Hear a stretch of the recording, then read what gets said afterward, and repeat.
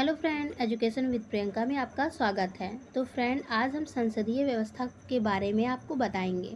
तो फ्रेंड, इससे पहले जो भाग 4 है उतना हम आपको बता चुके हैं अगले वाले वीडियो में। तो फ्रेंड, आज हम भाग 5 के बारे में बताएंगे जो कि संसदीय व्यवस्था से रिलेटेड है। तो यहाँ पे देखिए, जो संसदीय व्यवस्था है वो 3 प्रकार की हैं।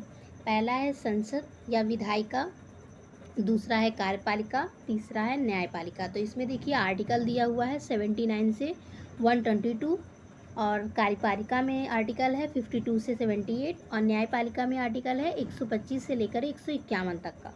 तो यहाँ पे देखिए, जो संसद है ये 3 रूप है। इसमें देखिए, ये लोकसभा, राज्यसभा और राष्ट्रपति, ये तीनों से मिलकर बनी होती है, जिसे हम संसद कहते हैं या इसको हम विधायिका भी कहते हैं। तो यहाँ पे देखिए, लोकसभा है ये आर्टिकल 81 में है, और राज्यसभा 80 है, आर्टिकल 80, और राष्ट्रपति आर्टिकल 52। आर्टिकल मतलब होता है अनुच्छेद। तो यहाँ पे देखिए, चलिए बात करते हैं कि लोकसभा राज्यसभा की क्या क्या होते हैं। तो फ्रेंड देखिए, यहाँ जो लोकसभा है, तो लोकसभा किस तरीके का सदन होता है, तो इसे हम निम्न सदन बोलते हैं। जो लोकसभा है वो निम्न सदन है, और इसे अस्थायी सदन भी कहते हैं। इसका कार्यकाल जो होता है ये 5 वर्ष का होता है, और न्यूनतम आयु जो होती है, लोकसभा में जो सदस्य होते हैं उन लोग की न्यूनतम आयु होती है 25 वर्ष। तो अगला आता है राज्यसभा।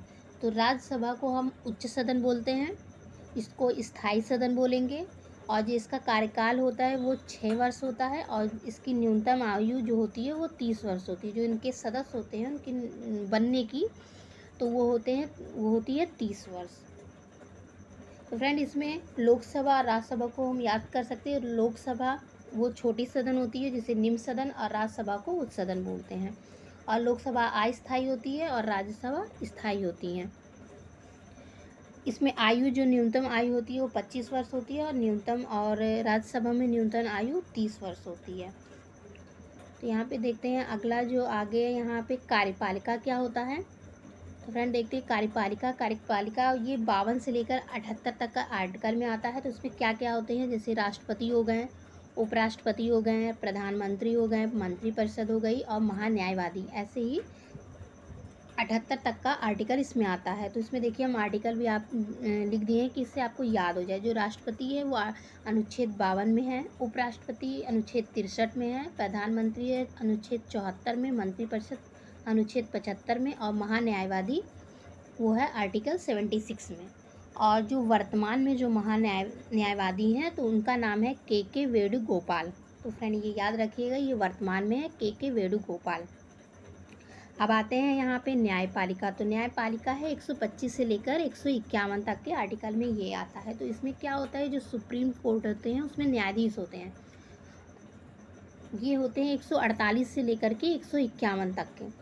और इसमें कैग भी आता है, मतलब सुप्रीम कोर्ट के न्यायाधीश जो होते हैं वो आते हैं, और कैग आता है। तो कैग जो इस समय जो कैग बने हैं उनका नाम है गिरीश चंद्र मुर्मू।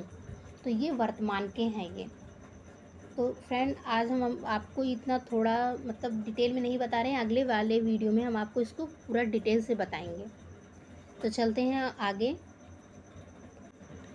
तो फ्रेंड, यहाँ पे देखिए, एक आर्टिकल होता है 249 होता है, जो शक्ति होती है आर्टिकल की।